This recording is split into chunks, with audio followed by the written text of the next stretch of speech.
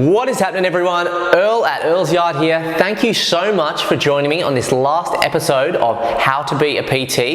In this episode, we're going to be talking a little bit about the reasons why I love being a PT. Throughout this series, if you haven't joined me on any of the episodes already, we've been talking a lot about the ins and outs of personal training, why you should become a PT, maybe why personal training isn't the greatest job for you, some things to expect when you come into the industry, among a few other things as well. If you're interested in some of those videos, just look back through this short TV series on the playlist and you'll be able to catch up right from the start. However, for this episode, I'm going to be talking about the three main reasons why I still love PT after 5 years of working within the industry. So let's get into reason number one. The first reason is definitely the networking, everyone. Now, there's a few different ways you can look at networking, essentially, but when I talk about networking, I'm talking about the people that I meet within my industry, whether that's clientele or colleagues that are able to expand and push my career into directions and areas which I never thought I would have been able to reach on my own without their influence, okay? So let me give you a short example. When I entered the PT industry, I started without a niche, like most people do. I just had done a little bit of weights before in the past. I'd played a lot of Australian football growing up, but I kind of knew, and I had kind of heard from a lot of people, they would say to me, Earl, you know, to really make it in the PT industry or as a personal trainer or do well, you need to start thinking about finding a niche. So there was a lovely gentleman by the name of Anthony Paul who did a lot of work with mobility and flexibility, and he taught me a great deal about exercises and his applications of how we would use those mobility and flexibility exercises on his other clients. He actually ended up leaving the gym in Virgin Active where I used to work, and then I was able to basically take the skills that I had learned from my fellow colleague or my former colleague, and I was able to basically use them on my clients. And then what started to happen, I started to take a little bit more of my own interest in injuries and rehabilitation and strength and conditioning, and a lot of the newer clients that I started to get all would be based around the fact that they might be recovering from an injury or they might be from a sporting background. So I started to find my niche a little bit in that way as such, all right? And that's from a colleague's point of view. And also, everyone, the clients that you're gonna meet are absolutely awesome. I'm sure it's the same for a lot of other professions as well, but particularly with PT, think about this. The type of clientele that you're going to meet generally is going to be quite well off to an extent that they are available to or able to afford quite an expensive one-to-one 1 hour session with you during the week. PT can cost anywhere from perhaps 40 to over 200 pounds per session, depending on the level of the personal trainer and what they're able to apply, and perhaps the area in the gym as well. So my point is that the clientele that you are going to get are going to be in some kind of occupation where they are quite high up in their job. They may be business owners, they may be accountants, they may be any type of tradesman with a really good running business. They might be involved in property development, they might be a dentist, they could be some kind of other specialist like a physiotherapist, an osteo, a masseuse, you name it. If you're working in a gym space, you're going to meet some awesome professionals that you were able to connect with, train, network with, and just get to know and even become friends with. And then what's going to happen then is when you need to push your own projects forward, or you need to think about how you can expand your career in different ways. You know, you might have, let's say, a program that you want to develop and you need some help with marketing that program. No doubt there's going to be a graphic designer that you're going to meet that's going to be able to help you with that, probably more than one.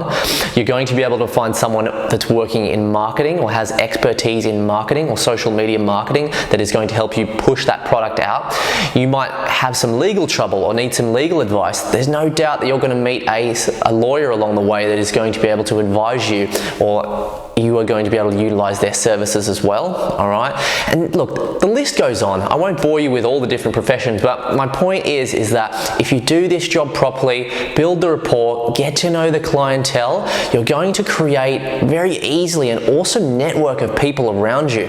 When I started within this industry, that was not always my plan. I kind of just entered the industry because I just liked fitness. I had always trained, as I mentioned before, and I just kind of wanted to see what happened. I didn't have any real plans, but sort of 2-3 years down the line, as I started to retain some of my longer retained clients of sort of anywhere from 2 to 3 years, I started to realize, wow, actually, this is great. I'm really able to learn off these people, young entrepreneurs, some people have in tech startups, producers. I'm really able to find inspiration from these people, get advice from these people, and also take action on that advice as well, right? So it can be anything, and that is just going to really, or has really helped me with my career so much. And it's not something that I mentioned, it's really not something that I thought about before I came into the industry, but it's something now that I look back on and I just really think, wow, you know what, that is awesome. Just about any profession, I can honestly think, okay, I'll call on that person right now, get their advice, or pay for their services, or even in exchange of services, I'll train them and you'll help me out with your profession. It is absolutely awesome, and it is one of the greatest things I like about being a personal trainer. So that takes me on to my second point, and that is job satisfaction. Think about what you're doing as a personal trainer. When your job works out, and it doesn't always work out, but when you have a good, sustainable relationship and your client is getting great results, which again, doesn't always happen, all right? But when they are getting great results, it's very satisfying. You're essentially changing their lives, whether that's from a mental perspective or a physical perspective, whether it's recovering from some drug addiction or recovering from an injury that again leads to some kind of psychological problem.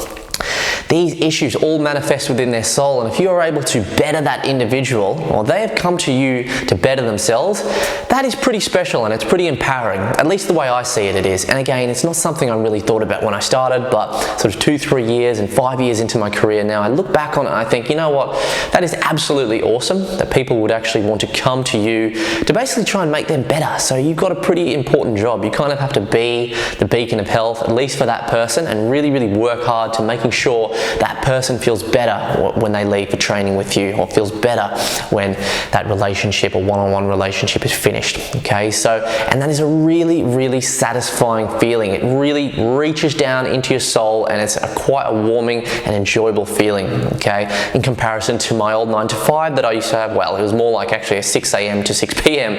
kind of job when I worked for 5 years as a domestic plumber in Australia. Not ditching that type of job or ditching a 9 to 5 or anything like that, but it just was not the most satisfying job for me, and I knew I was lying to myself at times when I thought it was, and I'm just so glad that I made that career change. However, that's just my personal experience, as these are with all of my other videos as well. So the job satisfaction is just next level, so it's really important that I wanted to make that point extremely clear. That leads me on to my last main point, and again, saying there's so many reasons why I do like being a personal trainer, but I'm just going to touch on the top 3 that I think are most important for me. And the very last one is just having the flexibility and the responsibility to be your own boss and just manage your own stuff. Now, what do I mean by that exactly? I choose when I want to get up. If I want to work at 7 a.m. and start and work till 7 p.m, I can. That's my choice. If I don't want to start work until 12 and then I only want to work up until 4 because I've got other commitments or other projects I'm working on, I can.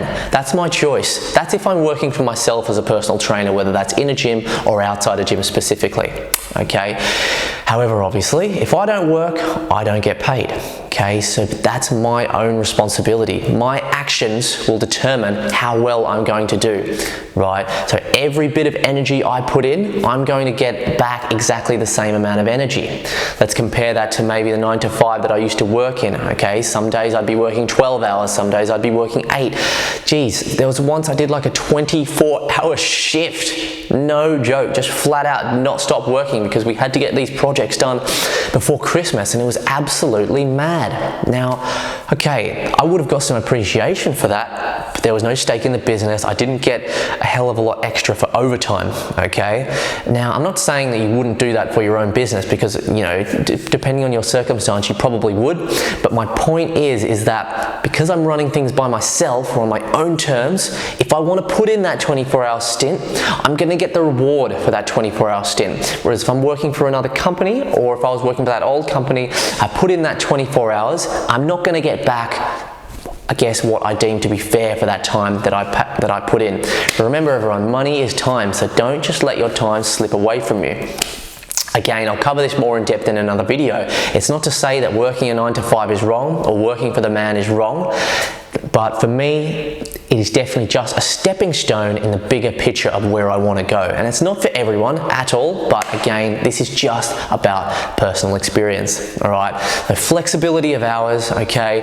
And also just the choice to kind of decide what clientele I want to work with as well. And it's just a sense, I guess, of more independence, okay? If I want to take holiday for 1 month, I can. If I want to go away for 6 weeks, you know, to see my family and do a course, then I can speak with my clients. It's my responsibility. I can do it in a way that is acceptable, and I can go away and make that decision, and I, you know, will be punished for any consequences that may come with that, and I'll also be rewarded. And that feeling of just self-control and independence is really, really important to me, and just makes me feel alive, you know, and it's just, I just would never have it any other way. And if I did have it another way, if I did work for a company, it would only be because I thought there was an extremely great learning opportunity working for that company. Okay, otherwise I would not do it. I would just keep working for myself. So everyone, that really completes the video. I know we kind of maybe just went a little bit off topic there about some, you know, other of my principles and anything like that. I'll cover a few of those points in ongoing videos. I hope you really enjoyed the video, and most importantly, I hope you really enjoyed just this whole series of how to be a PT in general. I hope it gave you some great insight into the life of a PT, or at least the life of me as a personal trainer. But I know that I'm speaking for a lot of other personal trainers that are out there working as well. It's a great occupation to get into.